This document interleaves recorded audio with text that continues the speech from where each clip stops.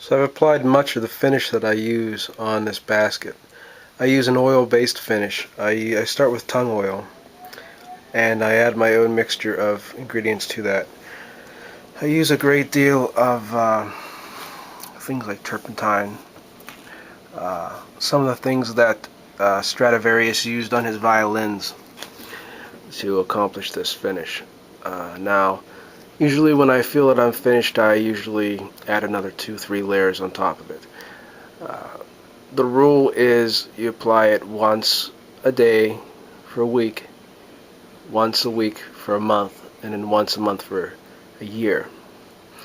But I can accomplish this in much shorter of a ratio. I, of course, might use a little bit more on the rings on the outside and inside because of the fact that they're much more exposed and more susceptible to movement. Now, one of the most important things with this basket is, see how it comes up. Notice there's no signature on this side. The signature is on this side. The signature should always be beneath because the rings are cut at an angle. If you fold it the other way and it looks like this, it'll break, and you don't want that to happen in any of these types of baskets. So always want to make sure that the signature is underneath on the bottom here. Now, one of the final steps I use, here are the aluminum dowel rods that I said I was going to put in on these corners. I cap them off. I will drill them so they're just fractionally smaller. And it's a very tedious process. You have to be exact in measurement. They almost reach the end here. There's a little gap there.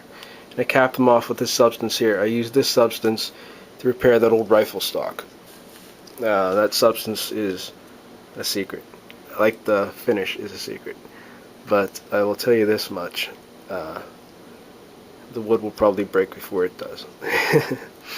So this is what the finished product will look like. And of course, on this one it looks like it's burnt, but actually it's not. It's part of the grain.